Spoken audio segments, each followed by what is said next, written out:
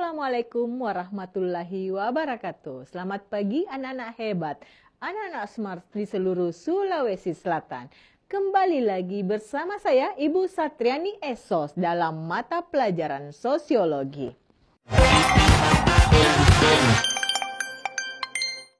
Anak-anak hebat, anak-anak smart. Kali ini Ibu akan menyampaikan materi tentang permasalahan sosial akibat globalisasi. Nah, mungkin sebelumnya teman-teman ibu atau bapak ibu guru dari tim pengajar sosiologi Smart School telah menjelaskan tentang apa itu globalisasi, karakteristik globalisasi, ataupun penyebab dari terjadinya globalisasi. Nah, kali ini Ibu akan menyampaikan materi tentang permasalahan atau masalah-masalah apa saja yang ada di dalam lingkungan masyarakat akibat dari globalisasi.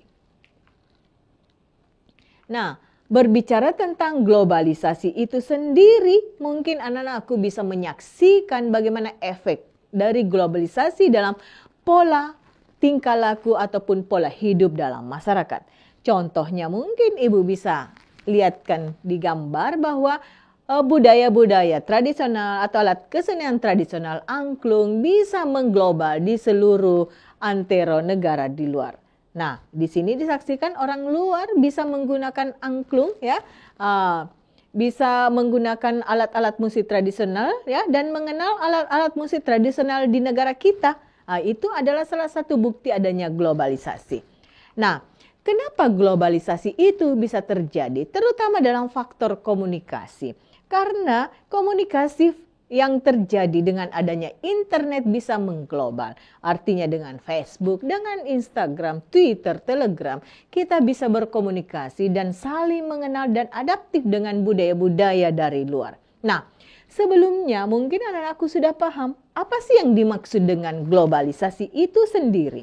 Globalisasi yaitu di mana terjadinya pembauran atau integrasi ya antara budaya satu dengan budaya lain atau ilmu pengetahuan yang satu dengan ilmu pengetahuan yang lain antar negara di seluruh dunia. Ini adalah salah satu dari definisi globalisasi. Nah, Ibu lanjut. Nah, di sini sebelum Ibu lanjut tentang materi inti dari pembelajaran kita hari ini, Ibu akan menjelaskan apa saja tujuan pembelajaran. Apa saja yang ingin kita capai dalam pembelajaran hari ini. Harapan Ibu setelah anak-anakku mengikuti kegiatan pembelajaran, anak-anakku bisa mengidentifikasi, bisa tahu masalah-masalah apa saja yang biasa muncul akibat dari globalisasi itu sendiri. Nah, kita lihat permasalahan sosial apa saja yang terjadi dari akibat globalisasi. Ketika kita berbicara tentang permasalahan, definisi dari masalah itu sendiri adalah ketika kenyataan yang biasa kita jumpai dalam masyarakat tidak sesuai dengan harapan atau ekspektasi kita. Nah, dengan adanya globalisasi, kita mungkin berharap, ekspektasi kita berharap ini bisa efisien dan efektif dalam pola hidup masyarakat, tetapi terkadang juga globalisasi menimbulkan permasalahan-permasalahan sosial dalam masyarakat. Nah, di sini permasalahan apa saja yang biasa timbul dalam globalisasi? Yang pertama adalah kenakalan remaja. Kalau berbicara tentang kenakalan remaja, ini identik mungkin dengan usia-usia anakku yang masih dalam remaja, ya, usia remaja. Kenakalan, kalau berbicara tentang kenakalan remaja, maka kita akan mengkaji dengan umur-umur usia remaja, kenapa kenakalan itu bisa terjadi. Nanti Ibu akan jelaskan. Yang kedua yaitu neokolonialisme. Ya, neokolonialisme di sini negara adidaya yang menguasai negara-negara berkembang atau negara-negara yang masih kedaulatannya sangat lemah. Nah, di sini kriminalitas. Nah, salah satu mungkin bentuk masalah yang terjadi dengan adanya globalisasi yaitu faktor kriminalitas dalam masyarakat. Nah, selanjutnya adalah konsumerisme dengan hidup sebagai hedon, ya, hedonisme di mana lebih mementingkan kepentingan keinginan daripada kebutuhan sendiri dalam pola hidupnya. Selanjutnya pencemaran lingkungan alam. Pencemaran lingkungan alam ini terjadi karena usaha-usaha korporat kapitalis yang tidak menaati aturan-aturan tentang tata cara untuk dalam hal mengantisipasi pencemaran lingkungan alam. Nah, yang terakhir adalah lunturnya eksistensi jati diri bangsa. Di sini ketika jati diri bangsa, bangsa yang mungkin lebih berkembang atau lebih maju, dia masuk dalam tata budaya bangsa yang lain, maka otomatis budaya yang dimasuki ini atau bangsa yang mungkin masih lemah eksistensi jati dirinya kan gampang untuk mengadaptasi budaya-budaya yang berasal dari luar. Oke, nah sekarang kita lihat satu persatu. Yang pertama, masalah yang biasa ditimbulkan akibat dari globalisasi, yang pertama adalah kenakalan remaja. Kalau berbicara tentang kenakalan remaja, ya, kita berbicara tentang bentuk-bentuk pelanggaran nilai dan norma yang dilakukan oleh seorang remaja dalam aturan yang berlaku dalam masyarakat. Jadi kalau ada anak usia remaja yang selalu berhubungan dengan BK, bahkan kantor kepolisian, itu karena dia secara perilaku melanggar nilai-nilai atau aturan. Mungkin kalau di tingkat sekolah di BK nilai aturan yang ada di sekolah yang selalu dilanggar, ya. Tapi mungkin kalau pelanggarannya itu sudah meningkat dalam bentuk kriminal atau pelanggaran yang lebih bersifat hukum, dia akan berurusan dengan dengan petugas hukum, mungkin polisi salah satu contohnya. Ya, melanggar nilai mungkin yang dilakukan remaja dalam aturan yang berlaku dalam masyarakat. Nah, untuk lebih jelasnya kita akan melihat apa saja faktor penyebab dari kenakalan remaja. Kenapa remaja itu bisa menjadi anak yang nakal? Ya, yang pertama karena krisis identitas atau proses mencari jati diri. Ketika anak-anak tidak punya logika yang baik untuk mencari jati diri, dia tidak punya identitas yang kuat untuk dirinya, yang mungkin mengatakan bahwa saya adalah remaja, tapi tugas saya adalah belajar.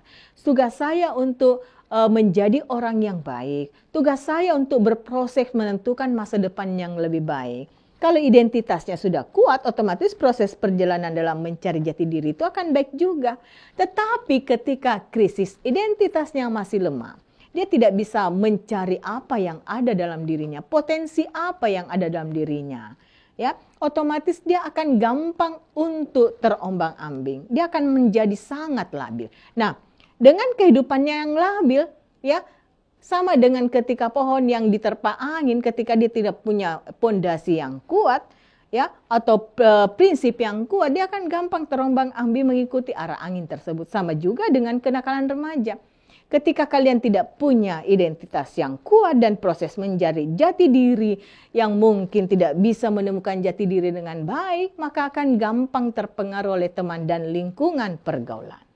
Nah, selanjutnya, ketika gampang terpengaruh teman, otomatis pengaruh dari lingkungan juga gampang masuk ke diri anak-anakku sekalian.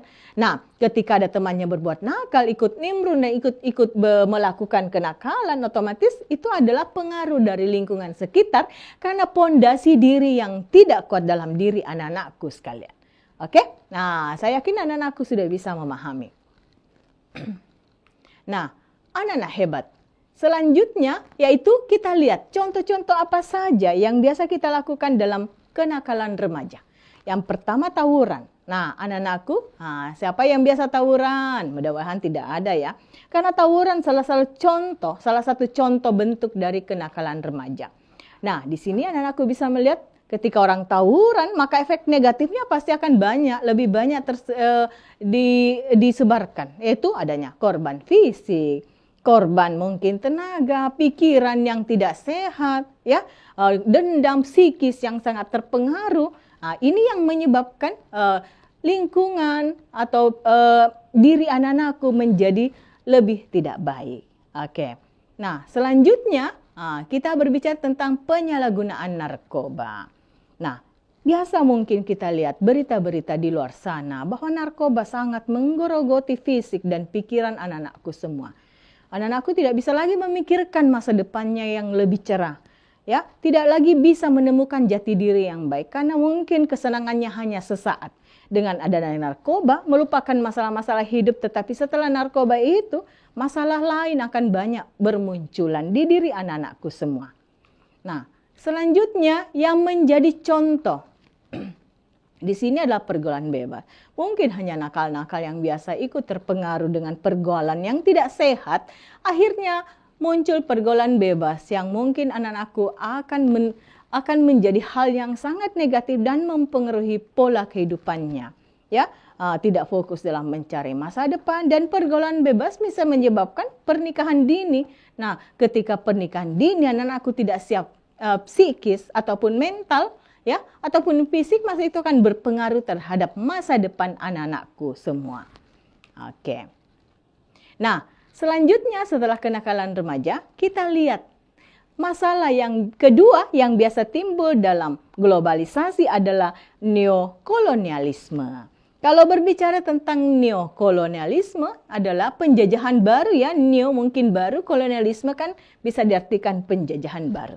Nah, di sini neokolonialisme adalah cerminan negara berdaulat dan merdeka, ya.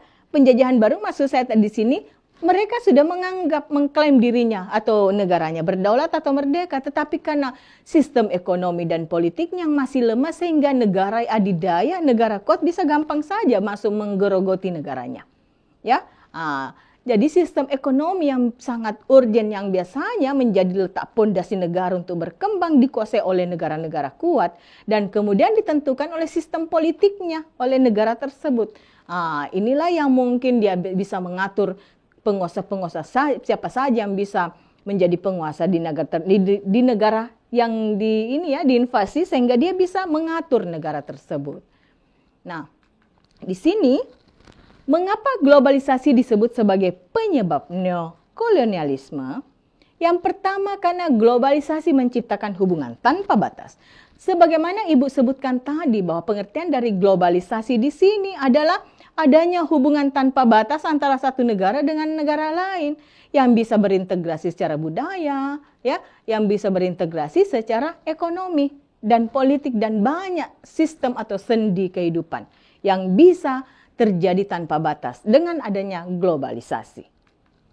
Nah, yang kedua, bangsa lain membawa budaya asing. Otomatis ada invasi budaya di mana negara yang kuat atau negara maju akan gampang mempengaruhi budaya-budaya negara yang berkembang atau negara yang masih lemah dalam prinsip budayanya. Nah, yang ketiga, mengakibatkan adanya ketimpangan bagi bangsa yang lama. Otomatis bangsa yang masih berkembang atau masih lemah akan gampang untuk dipengaruhi oleh bangsa adidaya atau adikuasa. Ini menyebabkan adanya ketimpangan bagi bangsa yang lemah. Pokoknya ekonomi, ya. Bangsa yang luar akan gampang menguasai sektor ekonomi sehingga mungkin bangsa yang masih lemah ini akan sangat terpengaruh dalam hal ekonomi. Mungkin mereka dengan saham yang banyak dari bangsa yang kuat sehingga kehidupan ekonomi mereka menjadi timpang dengan bangsa yang masuk untuk mengambil sumber daya alamnya. Nah, selanjutnya memberikan kesempatan bagi bangsa yang kuat untuk menguasai sektor yang dianggap memberikan manfaat. Ya, di sini ya, bangsa yang kuat akan lebih mempengaruhi atau menguasai sektor. Dia akan mempunyai saham yang besar di negara-negara yang masih lemah dan bisa dianggap bisa memberikan manfaat. Nah, selain itu ada beberapa permasalahan lain yang sering muncul akibat neokolonialisme. Nah, yang pertama, negara berkembang hanya memperoleh sebagian kecil dari keuntungan industri. Otomatis negara maju yang punya saham besar, kaum kapitalis yang punya modal besar akan masuk menanamkan sahamnya dan akan mengambil keuntungan yang lebih banyak dibanding negara berkembang yang punya sumber daya alam tersebut yang hanya memperoleh keuntungan yang sangat kecil. Nah, yang kedua, eksploitasi sumber daya alam meningkat. Otomatis ketika ada saham yang besar yang masuk dalam sebuah negara yang kecil, maka akan mengeksploitasi sumber daya alamnya. Dia akan mengeruk sumber daya alam itu sebanyak-banyaknya untuk kepentingan korporat atau perusahaannya. Yang ketiga, kapitalisme mulai berpengaruh. Kapitalisme, kaum pemegang modal besar, pasti akan berpengaruh pada sektor politik karena dia sudah menguasai faktor ekonomi. ya otomatis dia akan pelan tapi pasti akan berpengaruh pada sektor politik. Dia akan memilih pengusaha-pengusaha yang mana yang bisa bekerja bersama dengan dia untuk mengatur negara tersebut. Karena dia punya modal yang besar untuk itu. Nah, di sini anak-anakku bisa melihat gambarnya di mana eksploitasi sumber daya alam kayu mungkin yang ditebang secara besar-besaran tanpa adanya penanaman kembali atau reboisasi. Nah, di sini mungkin juga dengan globalisasi faktor budaya mungkin sarung songket yang bisa diperkenalkan ke negara luar. Oke, nah selanjutnya yang ketiga adalah kriminalitas. Salah satu masalah yang biasa timbul akibat globalisasi adalah kriminalitas. Kenapa kriminalitas ini gampang terjadi? Karena faktor komunikasi ini yang global, yang gampang terjadi akses antara masyarakat satu dengan masyarakat yang lain. Yang kedua mungkin adanya perdagangan bebas. Orang bebas saja memperdagangkan mungkin barang-barang yang tidak bisa diperdagangkan bebas seperti narkoba salah satunya. Nah, kita lihat apa saja bentuk-bentuk kriminal yang terjadi dalam globalisasi. Nah, kriminalitas sendiri memiliki arti sebagai kejahatan atau tindakannya melanggar nilai dan norma. Ya, di sini ketika sudah masuk dalam ranah kejahatan, ranah hukum, ya, sudah masuk dalam ranah kriminal, ini otomatis melanggar nilai dan norma atau tatanan hidup dalam masyarakat. Nah, kriminalitas ini terbagi menjadi 4 kategori. Ibu akan jelaskan satu persatu. Mari kita simak satu persatu. Anak-anak hebat, anak-anak smart. Yang pertama adalah crime without victim. Kejahatan tanpa korban.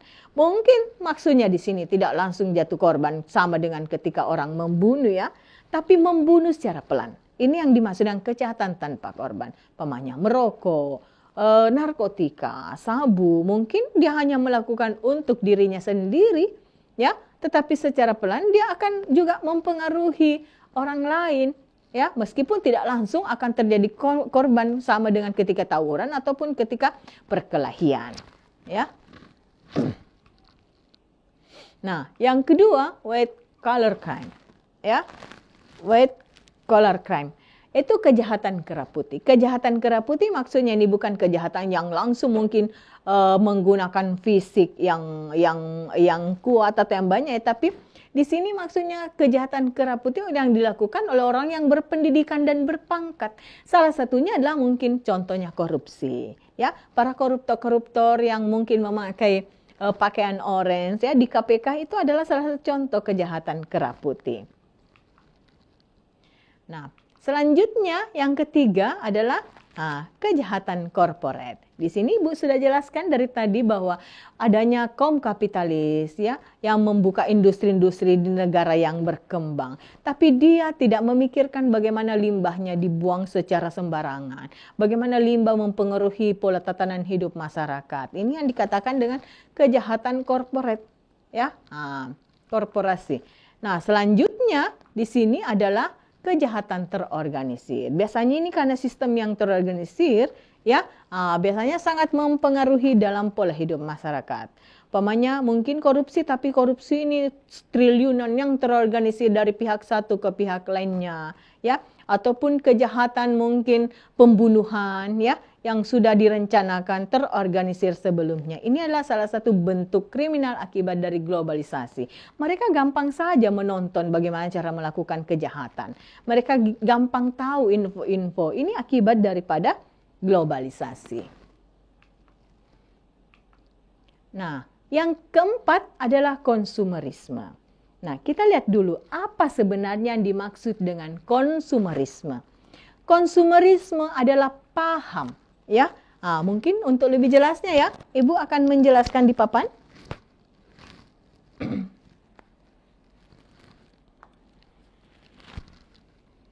Oke, anak-anak hebat, konsumerisme adalah paham, ya. Nah, ini adalah paham, ya. Maksudnya paham di situ yang mempengaruhi idealisme atau pola pikir manusia yang bisa mengubah perilaku manusia. Ya, ini adalah sudah menjadi sebuah karakter, ya, di mana orang selalu melihat, oh iya, saya mau beli ini, saya mau beli itu, meskipun mereka tidak membutuhkan, jadi tidak melihat nilai gunanya, tapi hanya sebatas keinginan. Jadi kegiatan konsumen ya yang bersifat konsumtif, di mana membeli atau memakai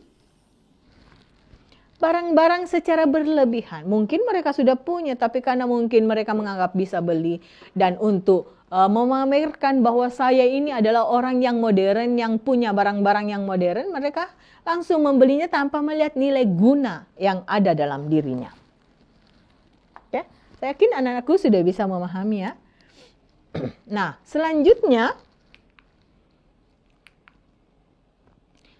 konsumenisme ya. Jadi konsumenisme, Ibu jelaskan ya. Konsumenisme adalah orangnya, ya, orang yang menunjukkan perilaku konsumtif.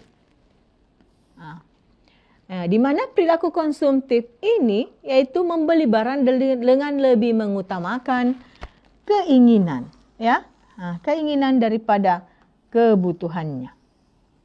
Jadi ciri-ciri orang konsumtif di mana dia lebih mengutamakan, ingin deh, saya mau beli ini deh, saya ingin itu deh, tapi dia tidak sadar bahwa barang itu tidak dia butuhkan, sehingga dia menjadi orang yang konsumenisme. Ya.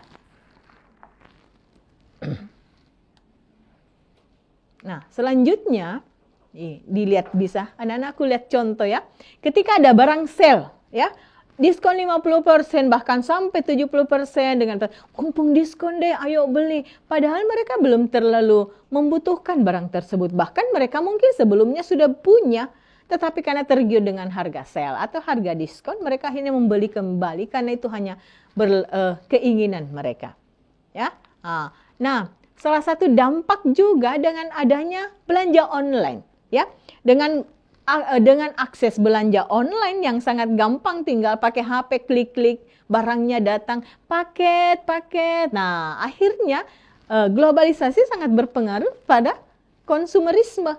Shopee, ya, Bukalapak, Lazada, Tokopedia, OLX, dan Blibli, ya, ini menjadi salah satu sarana untuk belanja online dan memudahkan orang untuk mengakses atau membeli barang-barang yang bahkan dari luar negeri sekalipun. Oke, nah ini mungkin yang salah satu masalah yang biasa diakibatkan karena adanya globalisasi.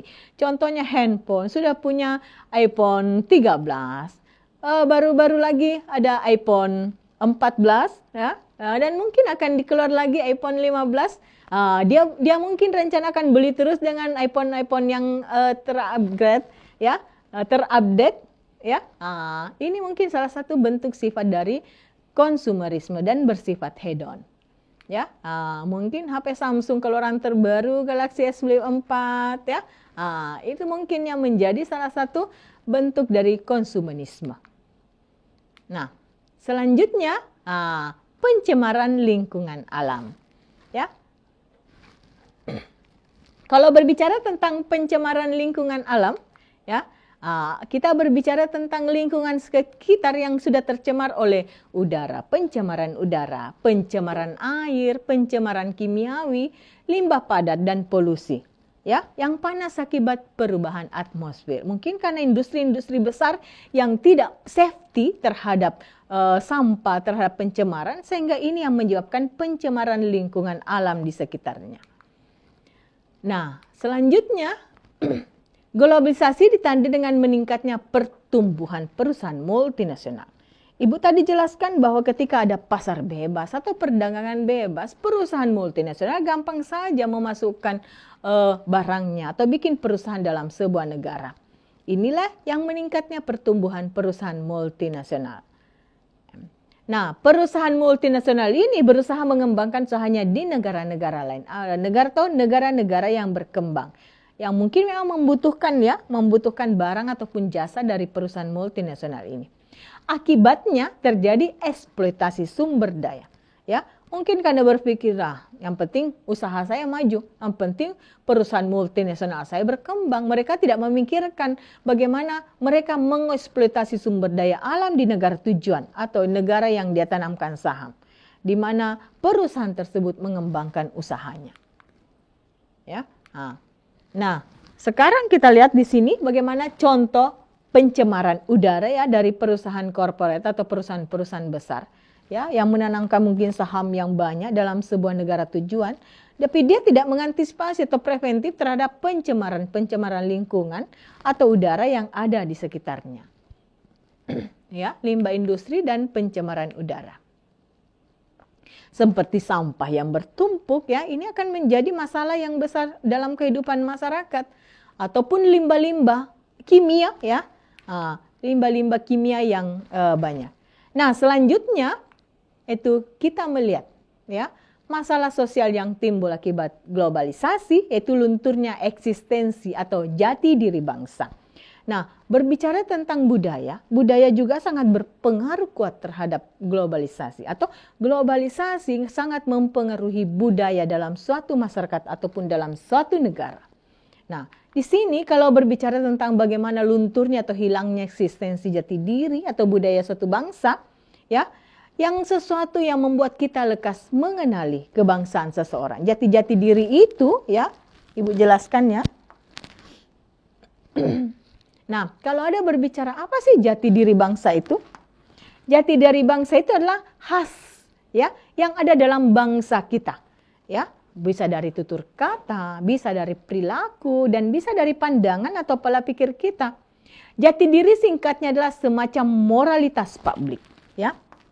Jadi moralitas publik masyarakat yang ada itu adalah jati diri kita, bangsa kita. Contohnya kita orang Indonesia yang dikenal dengan adat ketimurannya, yang tidak sama dengan mindset liberal mungkin yang ada di negara luar, atau pola perilaku yang ketimuran yang sangat menghargai kesopanan, ya, sangat menghargai mungkin perilaku-perilaku yang mungkin sangat mendukung dengan adat-adat kita, itu adat timur, ya, yang menjadi pegangan kehidupan per orang dalam sebuah bangsa, ya. Nah, inilah yang dikatakan eksistensi diri atau jati diri bangsa.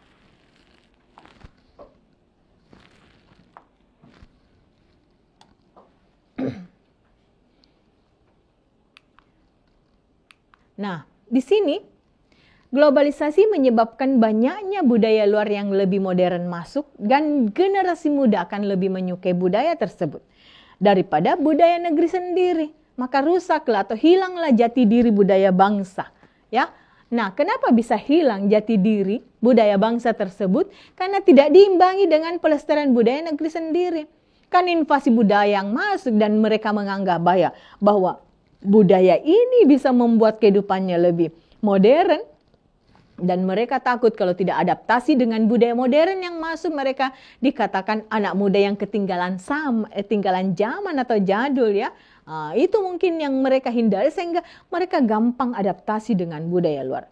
Contohnya mungkin budaya Korea yang anak-anakku sangat gampang adaptif dengan gaya rambut, gaya pakaian, ataupun tutur kata, ya, atau slogan-slogan seperti sarang heo, ya, dengan slogan-slogan bentuk love-nya, ya, yang mungkin agak tidak sama dulu dengan generasi-generasi sebelumnya. Budaya-budaya salam, ya, akhirnya menjadi luntur, ya. Maka jadi jati diri bangsa kan luntur, dan ketika ini tidak diimbangi dengan pelestarian budaya sendiri. Contohnya juga mungkin tari-tarian.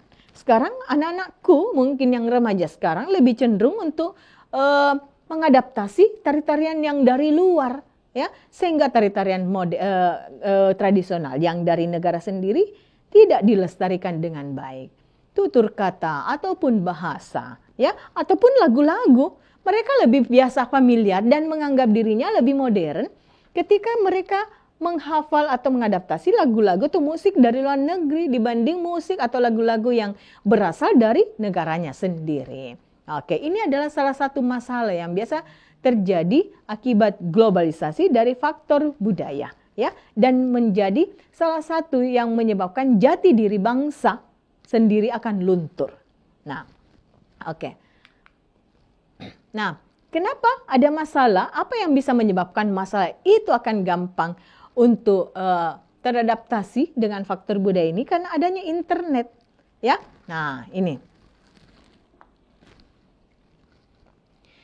Dari tadi Ibu sudah jelaskan dari awal bahwa yang menjadi tidak adanya batas antara satu negara dengan negara lain ada faktor komunikasi dengan adanya jasa internet, ya.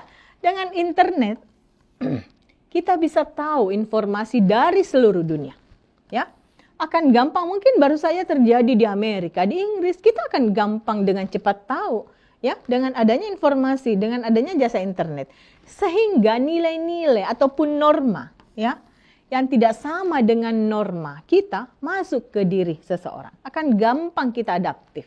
Nah, inilah yang biasa menjadi masalah, sehingga kita tidak bisa menyaring budaya-budaya dari luar yang bisa mempengaruhi karakter diri kita.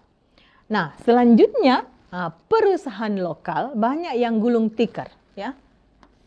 Ini juga salah satu masalah yang timbul akibat globalisasi, di mana perusahaan lokal banyak yang gulung tikar karena masuknya barang-barang impor dari luar negeri, ya. Banyaknya barang-barang luar negeri, dan mereka ketika mereka punya barang-barang dari luar negeri, mereka merasa bangga dibanding punya produk lokal yang ada di negaranya. Ya, karena mereka menjadi sebuah prestise buat dirinya ketika bisa menggunakan barang-barang impor, ya, karena mungkin dengan orang melihat tahu banyak uangnya karena barang impor yang dia pakai, barang bermerek internasional yang dia pakai. Nah, ini berimbas pada pengangguran yang bertambah karena UKM atau perusahaan lokal banyak yang gulung tikar karena mungkin barangnya tidak laku lagi, sehingga pengangguran menjadi bertambah. Ya, ini yang menjadi masalah dalam kehidupan akibat adanya globalisasi.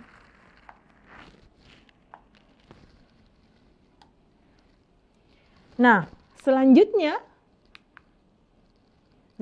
kita masuk dalam kesimpulan. Nah, hari ini kita sudah belajar tentang masalah-masalah yang timbul dengan adanya globalisasi. Mari kita ulangi supaya anak-anakku bisa lebih paham. Masalah-masalah apa saja yang bisa Ibu simpulkan hari ini tentang efek dari globalisasi. Nah, yang pertama yang Ibu sudah jelaskan tadi adalah kenakalan remaja. Kenapa kenakalan remaja itu bisa terjadi? Karena anak-anakku tidak mempunyai identitas yang kuat, yang jelas, dan anakku tidak punya jati diri yang kuat, sehingga prinsip hidupnya secara mindset, psikis tidak kuat dan gampang terpengaruh oleh lingkungan-lingkungan yang negatif.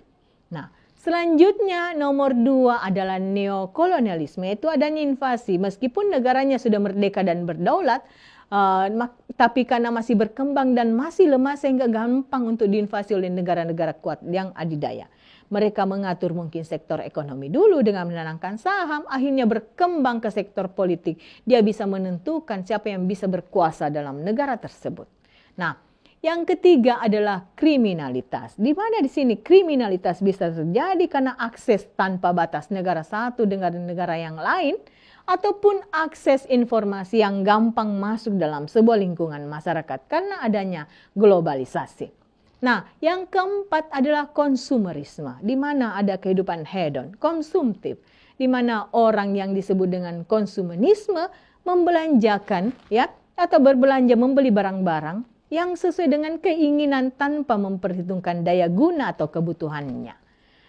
Ini yang biasa terjadi dalam kehidupan masyarakat. Nah, selanjutnya yang kelima adalah pencemaran lingkungan alam, di mana di sini perusahaan korporat, perusahaan multinasional tidak memikirkan bagaimana mengantisipasi pencemaran lingkungan dalam negara tersebut, tetapi dia hanya mengeksploitasi sumber daya alam yang ada di negara tersebut untuk kepentingan perusahaannya. Nah, ini yang menjadi salah satu masalah juga, ya. Nah, yang terakhir, ya, masalah yang timbul dalam sebuah adanya globalisasi, yaitu lunturnya eksistensi jati diri bangsa. Di mana di sini karena adanya pengaruh kuat dari budaya-budaya dari luar yang modern, dan mereka menginginkan supaya bisa adaptasi cepat dengan budaya tersebut, sehingga eksistensi jati diri bangsa menjadi luntur. Ya, mereka tidak punya lagi kekuatan untuk melestarikan budaya-budaya yang ada dalam dirinya atau di dalam bangsa tersebut. Nah, inilah yang menjadi permasalahan-permasalahan yang biasa timbul. Saya yakin banyak lagi permasalahan yang lain yang biasa timbul akibat dari globalisasi. Namun ini mungkin yang sempat Ibu jelaskan hari ini. Melestarikan budaya dan menghindari eksistensi mungkin yang berasal dari budaya luar. Nah, Ketika kita berbicara tentang budaya luar dan untuk melestarikan budaya yang ada di diri kita, satu prinsip yang harus kita pegang bahwa kita harus berpegang teguh pada budaya timur atau budaya yang baik yang membentuk karakter kita dengan lebih baik. Bukan berarti kita tidak bisa mencontoh budaya yang dari luar ya, bisa. Kita bisa adaptif dengan budaya luar untuk membuat kehidupan kita lebih baik atau karakter kita lebih baik. Tetapi kita harus juga pintar-pintar menyaring budaya-budaya yang tidak sesuai dengan karakter bangsa kita. Ya, jangan sampai budaya itu menghilangkan ciri khas atau jati diri daripada budaya bangsa kita sendiri. Seperti anak-anakku, mungkin bisa menyaring, oh budaya yang dari Korea yang mana yang bisa membuat karakter saya lebih baik, yang mana yang bisa membuat karakter saya tidak baik, yang mana yang bisa saya menemukan jati diri menjadi pelajar yang lebih baik, yang mana yang bisa contoh, umpamanya perkembangan iptek dari budaya luar.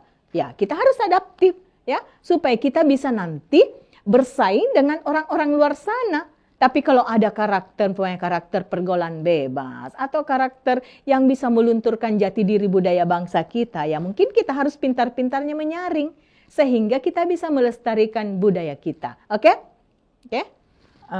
Mungkin anak-anakku sambil menunggu pertanyaan, Ibu lanjut ya tentang soal-soal yang mungkin bisa lebih menanamkan pemahaman anakku tentang globalisasi. Nah, ini ya, Bu jelaskan ya.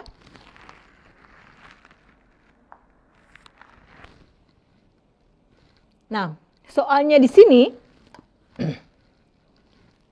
pasar ya. Pasar dan produksi ekonomi di negara-negara yang berbeda menjadi saling bergantung, ya. Ada saling ketergantungan antara pasar bebas di negara-negara. Mungkin di negara A butuh barang ini, negara B punya barang ini sehingga terjadi ekspor dan impor, ya. Sebagai akibat dari pertumbuhan ekonomi internasional. Jadi ini ya. Nah, dengan adanya pertumbuhan ekonomi internasional, otomatis kita butuh yang namanya pasar bebas, ya. Ini karena pengaruh perusahaan multinasional, ya. Dan untuk melakukan pasar bebas dan mengatur proses, ya, kita butuh mungkin ada namanya organisasi. Dan salah satu organisasi di dunia ada namanya World Trade Organization atau WTO. Nah, pertanyaannya, organisasi ini bergerak di bidang mana? Ya, ada anakku yang sudah baca atau yang tahu? Bagus. Jawabannya adalah, apakah komunikasi? Bukan. Apakah tenaga kerja? Belum ya? Ya bukan. Apakah transportasi, kesehatan? Nah, yang paling tepat jawabannya di sini adalah perdagangan. Kenapa berbicara tentang perdagangan? Ya, karena kita berbicara tentang pertumbuhan ekonomi. Ekonomi itu biasanya jual beli, ya. Itu kata kuncinya. Makanya jawaban yang benar adalah perdagangan. Jadi World Trade Organization atau WTO bergerak dalam bidang perdagangan. Oke, bagaimana aku masih mau contoh soal selanjutnya? Oke, kita lihat salah satu contoh soal lagi. Nah, di sini ya, anak-anakku bisa melihat. Ibu bacakan soalnya ya.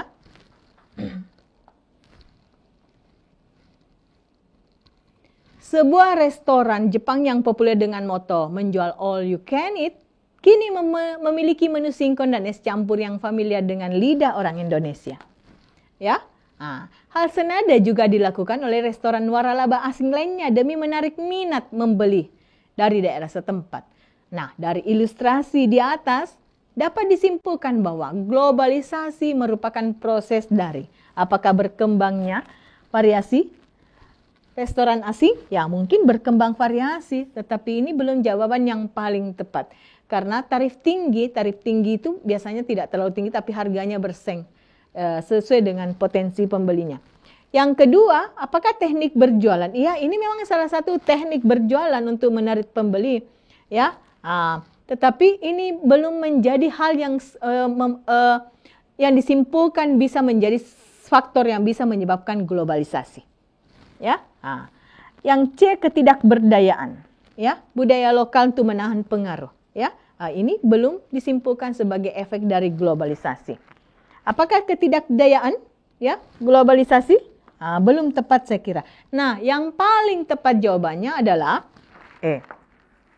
Penyesuaian antara globalisasi. Jadi dengan adanya efek globalisasi dan disinkronkan, diintegrasikan dengan lokalisasi agar bisa diterima oleh masyarakat lokal. Inilah yang menjadi jawaban yang paling tepat.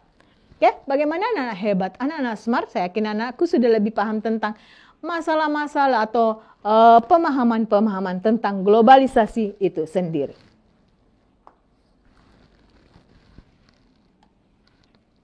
Oke, anak-anak hebat, anak-anak smart. Ibu tadi sudah menjelaskan 2 contoh soal. Mudah-mudahan anakku bisa memahaminya. Nah, sebelum Ibu mengakhiri hari ini, Ibu punya kalimat motivasi untuk kalian atau quotes of the day. Perjuanganku lebih mudah karena mengusir penjajah. Perjuanganmu akan lebih sulit karena melawan bangsamu sendiri. Jadi yang paling sulit dalam diri kita adalah melawan diri sendiri. Bagaimana kita termotivasi, kita mempunyai jati diri, identitas yang kuat dalam pengaruh globalisasi. Oke, anak-anak hebat, anak-anak smart.